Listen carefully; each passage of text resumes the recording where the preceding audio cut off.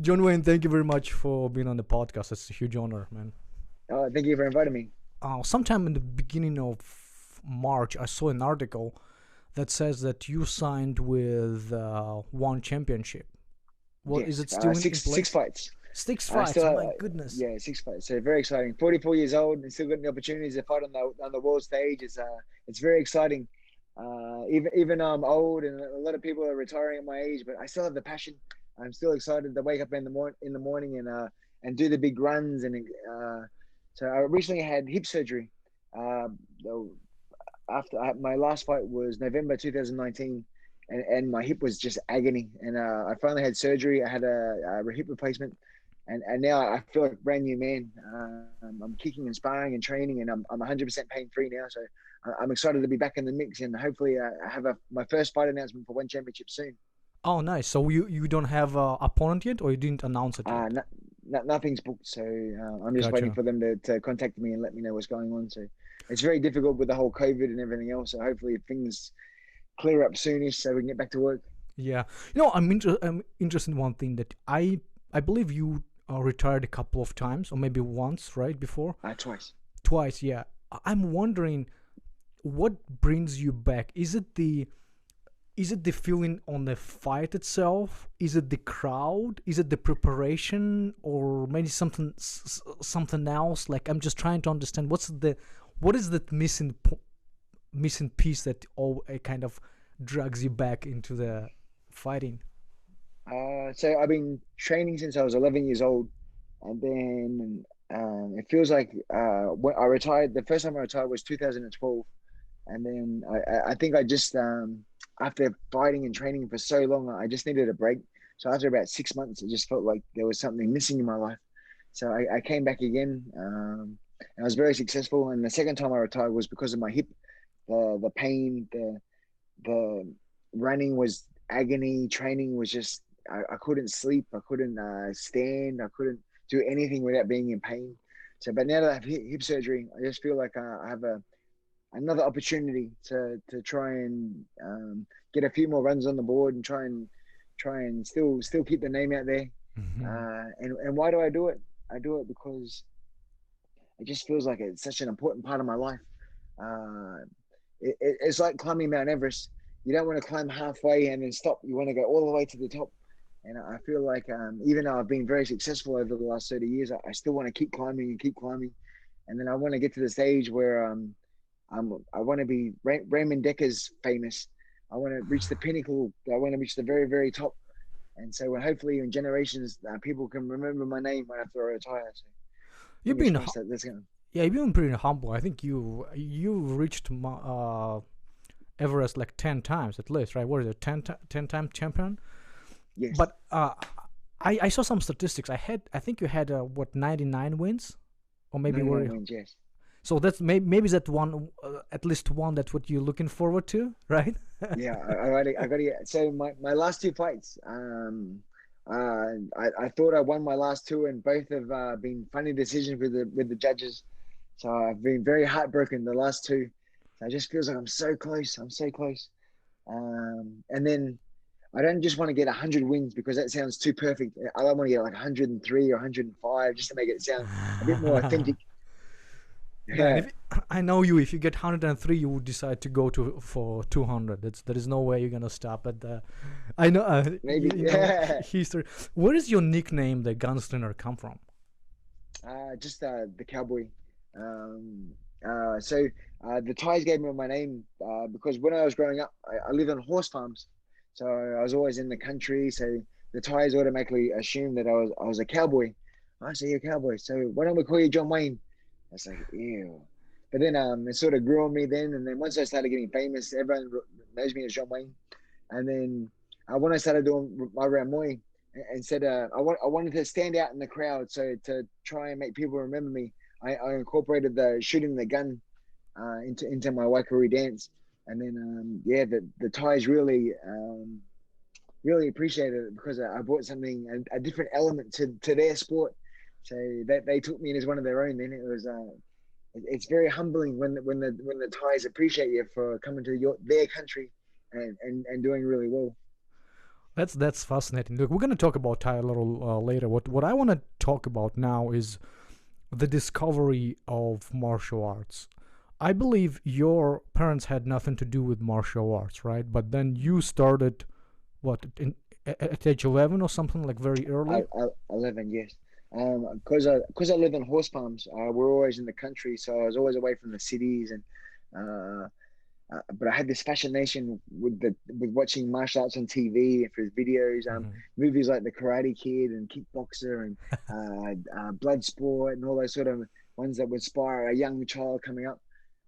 Especially the Karate Kid that had because growing up I went to 11 different schools, and to see the Karate Kid starting in a new school and being picked on and being the outcast and then finding martial arts, it was like it really um, touched me. It's like, oh, I want to be a Karate Kid. I want to be that guy. And then yeah, I was very lucky that when we did move to the city at the age of 11, there was a Taekwondo school that was only a few streets away from my house. So it was the first opportunity to taste it. And I did Taekwondo for about approximately like a year or so. I thought, this is amazing. I want to do Taekwondo forever. I want to go Korea. I want to get a black belt. I want to break boards. I just thought it was the ultimate. And then unfortunately, my Taekwondo school I was training at, they weren't financially stable. They couldn't afford their rent. So they had to close down and move out. And for about 6 months, I was sort of a limbo of what to do. I didn't know what sport I wanted to take on, or I just wanted to be a black belt in Taekwondo. So eventually, kickboxing came to the same hall that the Taekwondo school was at. Yeah, the Taekwondo. So kickboxing came to the same hall the Taekwondo was at, and then I thought I'll try kickboxing until I find another Taekwondo school. And then my very first kickboxing class, I thought, this is amazing. This is so much better. You got punches to the head. We got more realistic. It's a ring sport, so you can get more famous. So I thought, oh man, this is it. And then just as I started kickboxing, the movie Kickboxer came out with Van Damme. I thought, oh, this is my life. I want to go to Thailand now. I want to fight the Thais. I want to try and fight the next Tong Po. And then yeah, so lucky that how life sort of worked out that ended up fulfilling my dream. And now I look back at the movie, and now it's almost a replication of how my life went. It's like it was destiny. That's crazy. How many times do you watch that movie?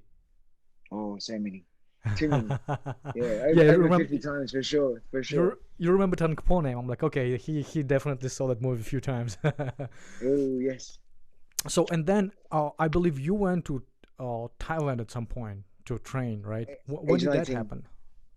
Age 19, I just won the South Pacific title. I have a Thai sponsor that has a restaurant here on the Gold Coast where I live, Hmm. and during the fight, I got knocked down in the second round from leg kicks, and then I ended up coming back and knocking my opponent out in 30 seconds to go in the round five, and then my sponsor was so impressed.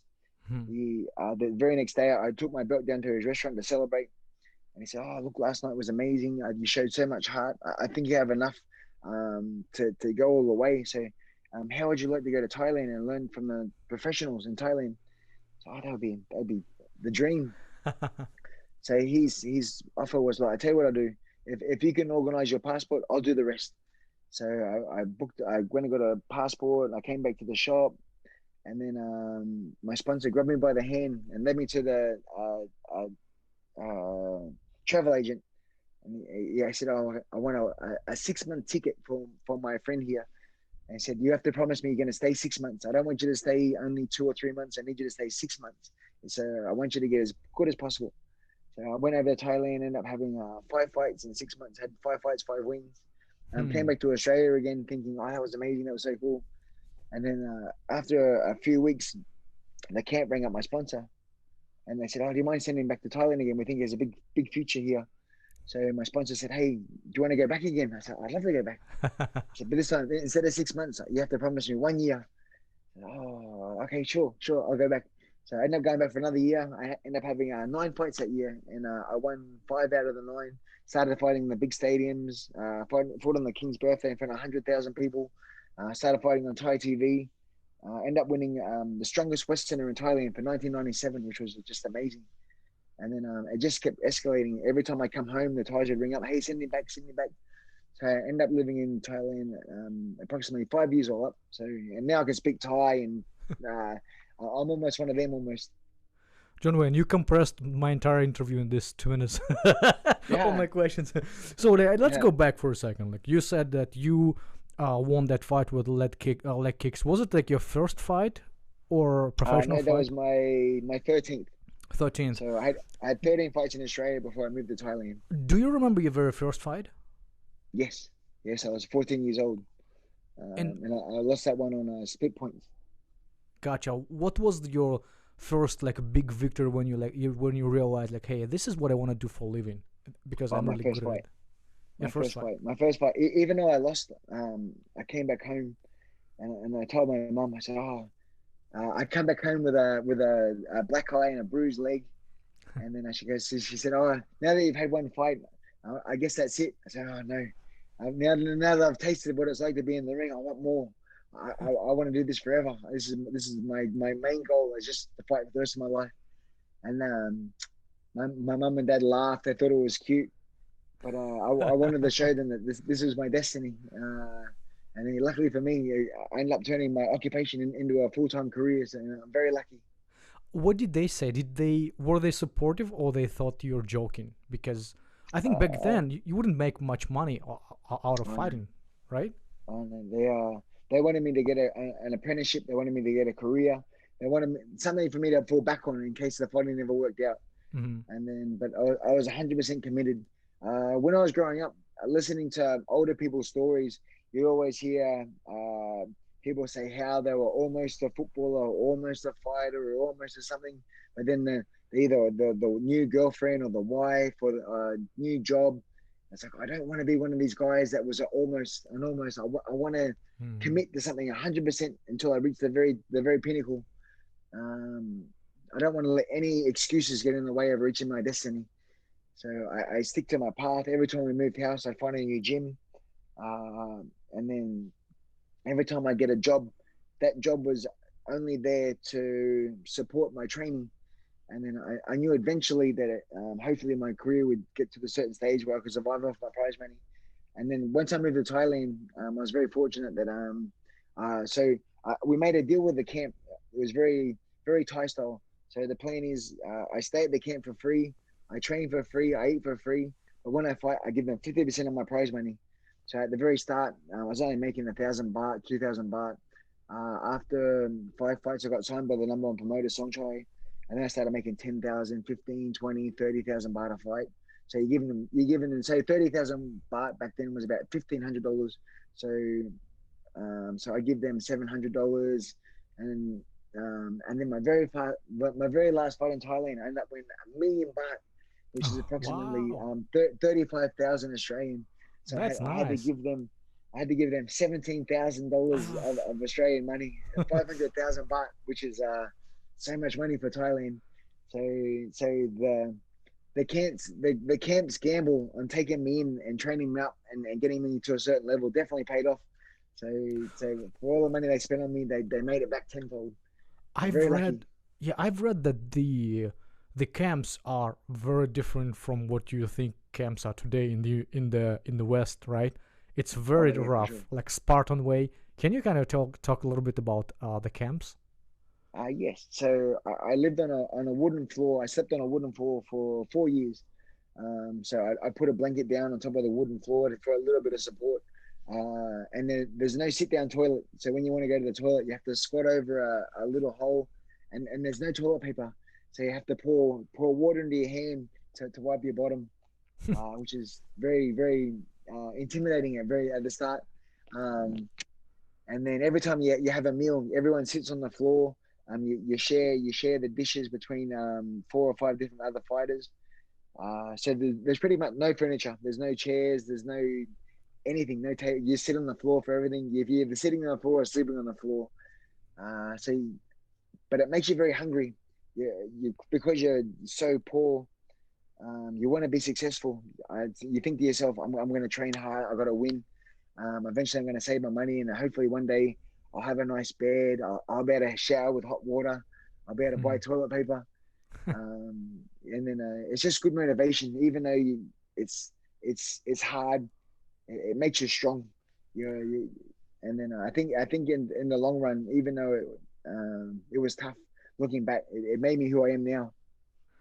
Did the team itself, like young kids, accept you as as equal, or they kind of all looking down on you as a Westerner? The the Thais, yeah, the Thais loved me. It Oh, was really so cool. nice. Because when I was there, in my area, I was the only Westerner. So Hmm. wherever I went in the whole city, I was the only one.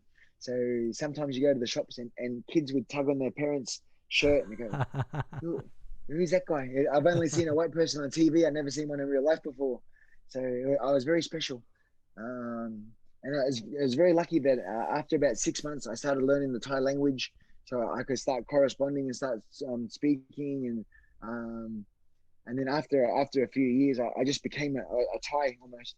I could go to the karaoke bars and sing Thai songs and eat the spicy food and fight in the big stadiums and make the front covers of the magazines. And then when I used to run down the street, people used to flash their lights, beat their horns, and hang out their windows. John Wayne, John Wayne. It was so amazing. It was so cool just to be accepted. It was yeah, very humbling, very like a dream. So my understanding is you're very young, right? And you become quite famous in the country. Obviously, there are people who try to drag you in the parties, and there are women probably excited to see you. How do you manage the? How do you keep yourself disciplined? Continue training while being having all these temptations around you.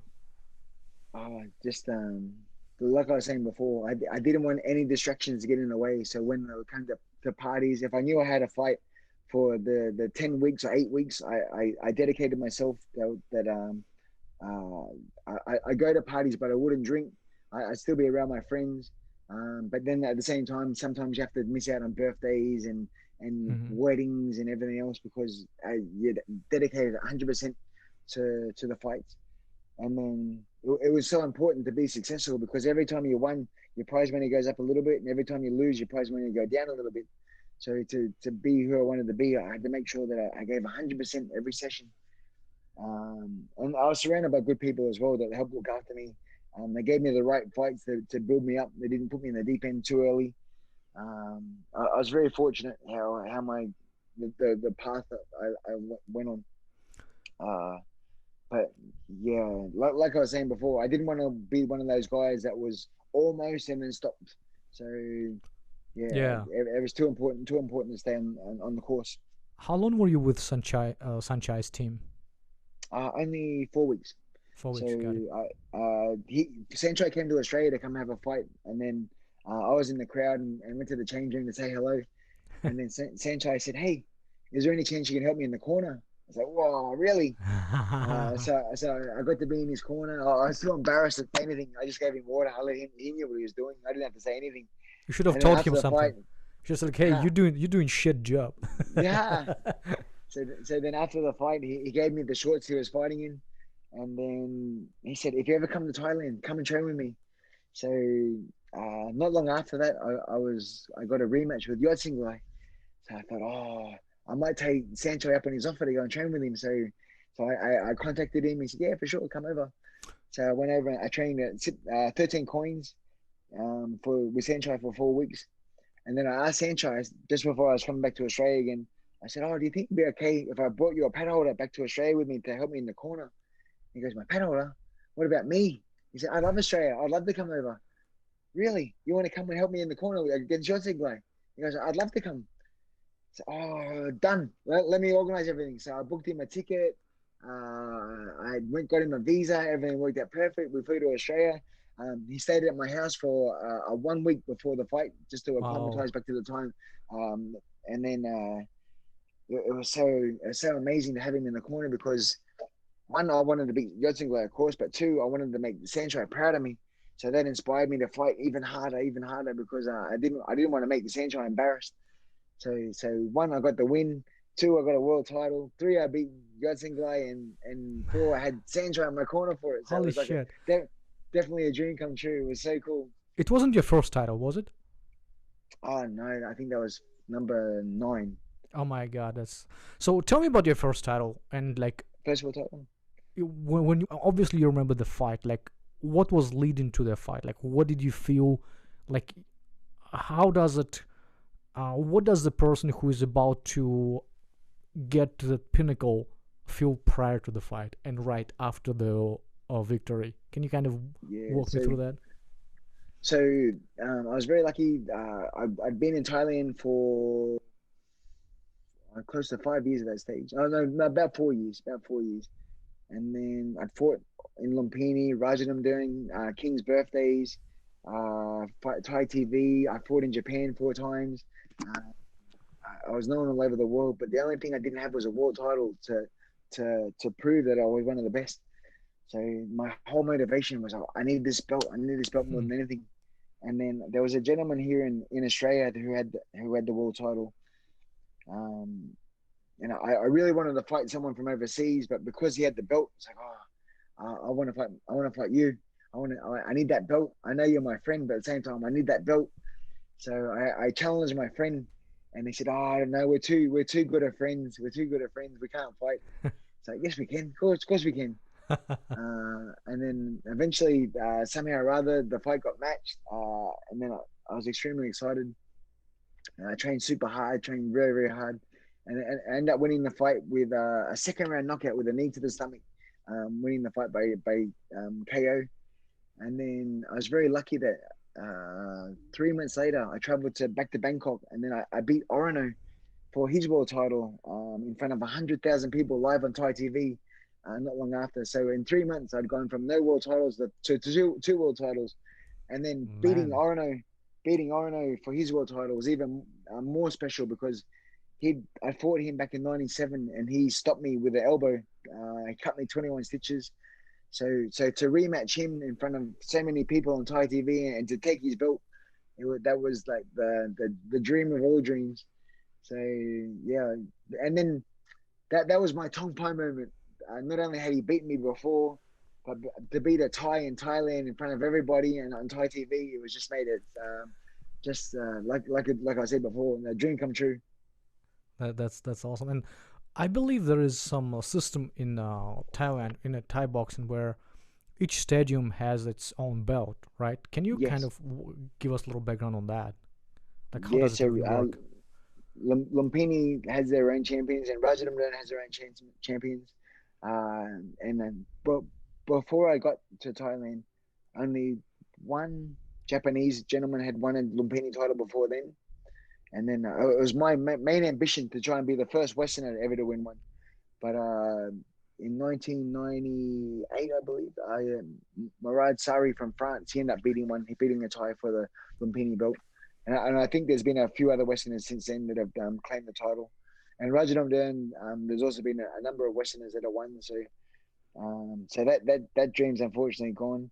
But out of the 10 world titles that I've won, six no 4 of them have been ties. So 2 were in Bangkok, and then 2 were here in Australia. So yeah, very very very very proud to because I've always said my whole career, even when I was 13 years old, I don't just want to be a world champion. I have to beat a Thai for a world title. Otherwise, it's not going to be genuine. It has to be against Thais.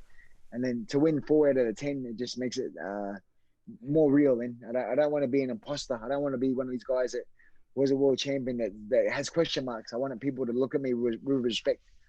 So I'm very happy that I finally achieved that dream. When you look back at all your fights, what are the one, two most memorable that you think about quite often? The Orono one on the King's birthday, and then I was also lucky to win the S1 at Rajadam Dern in 2004.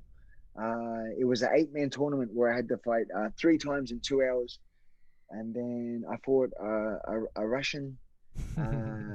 His name was Muhammad Askarov.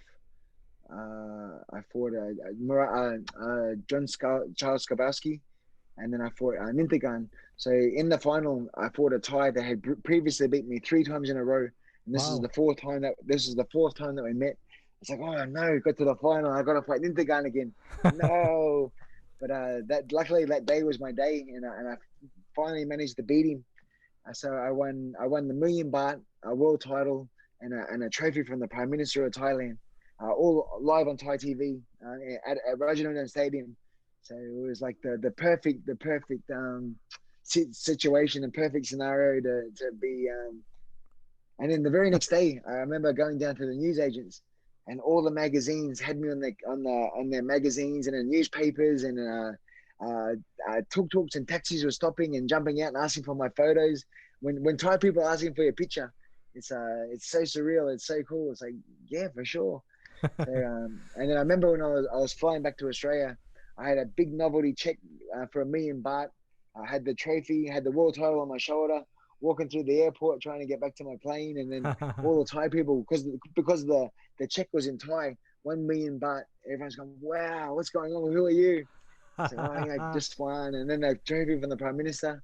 So it was a very special moment, very one that's very close to my heart. That's awesome. Yeah, definitely. I'll remember that too. And can you tell me how it is there when you compare the Western schools of Muay Thai with actual Thai schools? What's different, if anything? With the Westerners, we do it for fun.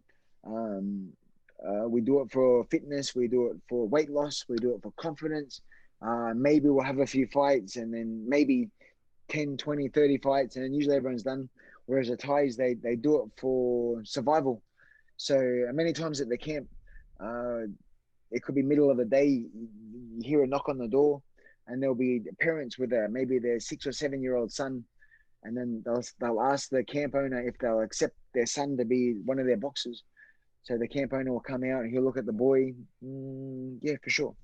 So the little kid will buy his mum and dad. They'll hand him a bag with some clothes in it, and then the parents walk away, and then um, the little boy might not see his parents again for maybe 10 years. He becomes property of the camp then, and then they have to train him from the very start to how to be a fighter, how to live like a boxer, how to how to wrap his hands, how to do everything, and then eventually, if he becomes a superstar, and then he'll give maybe 30-40% of his prize money, he'll send it back to his parents to help them live a better life also. So 50% will go to the camp, maybe 30% will go to his parents, and then he'll get to keep 20%. And then it's just it's so hard. But the only positive thing is, so boys become fighters, and if their parents can't afford the girls, that unfortunately the girls end up becoming prostitutes. So yeah, it's Yeah, better to be a boy and be a fighter and fight for your survival than it is to be a prostitute and have to do other stuff to try and survive. So yeah, it's yeah, when you see it with your own eyes, yeah, that's it's tough. Yeah, very it makes you appreciate everything that you fight for. yeah, that's yeah. I don't even know how we get back from here. Yeah, yeah. So in Thailand, a lot of Westerners look at the Thais and think that it's very cruel to make the kids fight so young. But at the same time, without fighting, how are the kids supposed to support themselves? So if they have a good camp, the camp will save the prize money every time they fight, and then eventually that young child, he'll pay for his own education. He'll buy his school clothes. He'll buy his school books. He'll pay for his tutoring. He'll pay for his own school fees. So through fighting, not only does he get to buy his own clothes and everything, but he also pays for his own education. So in future life, if he does retire, at least he has something to fall back on also. So Hmm. it's yeah, I think it's one of those ones. It's tough, but at the same time, it's necessary. Yeah. And you have your own gym, and you've had it for about what 20 plus 20 years. years, yeah, Yeah. yes. And tell me about that. And I believe you and your wife own it, right? Yes. When you have students come in, I'm assuming it's not the same deal as they have in Thailand. They're not living Oh no, there like it's just for fitness, as you say, right? yeah, just for fitness. So a lot of people come in just for fun. They'll train, they'll get fit, and then once they get to a certain level, maybe they'll ask me if they can join the fight team, start competing. Uh, and then once they fight and get the rush and get the feel of how exciting it is, they want to continue to fight, and then hopefully they can start winning up a couple of belts or go on to be champions and travel overseas and fight internationally. So It's amazing how many opportunities fighting can create. So it's such a And fun lifestyle. how do you, from the perspective of the coach, what do you feel when you're on the in the ring with your student who just won? Is it the same Um, feeling as you winning, or it's a little different? very, very, very proud to see someone that come in doesn't know how to hold their hands up.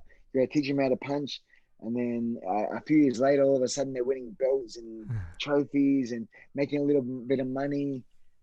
They've gone on to start teaching private lessons and classes, and just to see them achieve their own goals and become um, addicted to the sport is it's very cool. I encourage everyone to come into a gym and start training it because it's such a fun lifestyle, and it's a good opportunity to stay healthy as well. Instead of finishing work, drinking a beer, sitting in front of the TV, Hmm. getting fat, having no ambition, whereas in training you have your group of friends that are relying on you to come and help each other grow through the sport, and having a goal. All right, in 4 weeks' time, I'm fighting, so I know I have to train every day.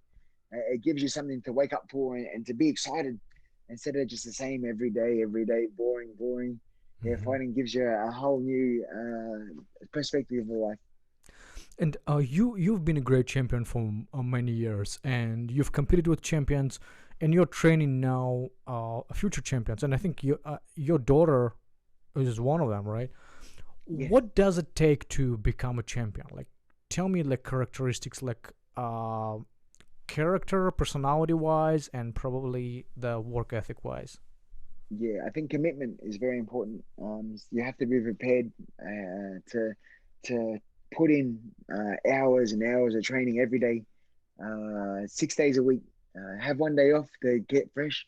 But the more you come in, the faster you're learning the techniques, the faster you're making muscle memory. The Yeah, and then you can never be fit enough as well. So you always want to try and strive to be fitter, stronger, harder than you were the day before. Um, yeah, and it's just so addictive. You fight, you get the rush, then you want to fight again as soon as possible because you just want to keep feeling that sense of that happiness. So yeah, it's like a love story through fighting. Is talent part of the formula, or what's your take on talent?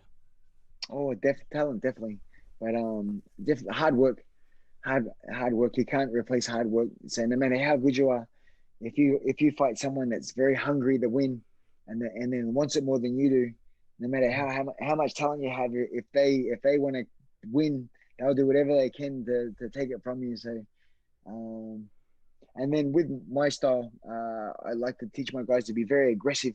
I Hmm. don't like to just play. I like to pressure, pressure, pressure. Nobody likes pressure. So yeah, lots of training. You have to be very fit to be able to sustain that sort of pressure for 5 rounds. Um, yeah, and it's just fun. Yeah, it feels good to wake up and to feel healthy and to know you're feeling strong. And then when you have a few weeks off, all of a sudden you start feeling your skin, you start feeling a little bit flabby, a little bit soft. It's like, oh, I got to get back in. I got to start training again. So yeah, it becomes a lifestyle. Do you think Muay Thai's kickboxing are changing over time? Like, if you look at the, let's say, fights 30 years ago, how are the difference from today? Is there a difference between them and today's fight? Maybe, maybe not. Yeah, I think there's more opportunities now with one championship and with MMA and everything else. If you become successful, there's more opportunities to make a career. Hmm. Back when I was coming up, there was no real prize money. There was just only like small change. Uh, but now with one championship, with Bellator, with and UFC, with all these other organizations, if you can commit and become a name, and then if you can get a contract with one of these big companies, and then you never have to work again, it's amazing. So to start something as a hobby and to have it turn into a career, it's very fulfilling. That's definitely great. John Wayne, I have a quick blitz for you right now. So gonna have a I'm gonna ask you a quick question. You give me a quick answer. How about that? Okay, What's done. your favorite movie? Kickboxer. Yeah, I thought it's gonna be the answer. What's your favorite song? Favorite song? Oh, geez, I have no idea. I like Thai songs. So there's yeah, so many. There's a band called Loso in Thailand. So Oh yeah, I'm sure I don't know that one. All right, yeah, cool. What's your favorite sport to watch outside of kickboxing and Muay Thai? MMA. I like the UFC. It's fun. Oh really? Have you thought of trying? I've committed so much to Muay Thai that I think if I had one MMA loss, my whole legacy would be tarnished by the MMA. So I'd rather just do Muay Thai. Yeah, I, got I it. I enjoy watching it, but at the same time, and I want to I want my legacy to be Muay Thai. I want people to look back at me, um, because I know that I'm good at it. I don't want to. Maybe when I'm older, I'll do jiu-jitsu as an older gentleman. But for now, I just want to keep striving to be the next Raymond Dickers. Who's your favorite UFC fighter? Or I like and so many. There's Dustin Poirier, Conor McGregor, GSP. There's too many to name. I really enjoy Gotcha. all those guys. And I saw you were training with Dan GSP, Dan right? Dan Hooker. Dan Hooker's doing really well right now as well. He's going to fight Michael Chandler soon, so that's going to be very exciting. Well, I think you just Um, are rooting for your Aussie friend, huh? Is that the he's New story? Zealand. Oh, Yeah, she's New Zealand. You're he, right. he's You're he's my right. neighbor. Neighbor. So, Yeah, yeah. but he's doing really well. I'm really excited to see. And then Israel's doing so good to see him fight Jan. I think for the belt. That's going to be so crazy as well, because Israel used to fight Muay Thai. So I remember he came to Australia a few years ago to fight on a small little show up only 10 minutes from my house, and to go and Wow. support him then. And then a few years later, to see him dominate the UFC and to be undefeated in MMA and to be main event and to win the belt, it's like holy crap! This Yeah, is so he's cool to see quite character. someone Yep. start from the very bottom and just skyrocket to legend. So Yeah. I'm so excited to see him, and hopefully him versus John Jones will be absolutely Hopefully, it'll be just fun. crazy as well. So what a legend. And then Hooker, I know that he was in the Tiger Muay Thai. He actually had this little scholarship there, so he has a Okay, Thai yeah. background, right? And same as Brad Liddell. Brad Liddell, I fought Brad twice, and now he's gone to UFC now. He's just killing it also. So the New Zealand boys are doing very, very, very well in the UFC right now. It's cool to see. Good, It's good, really good, good, good. Yeah. Okay. yeah. Let's go back on track. What's your favorite country to visit? Oh, Japan.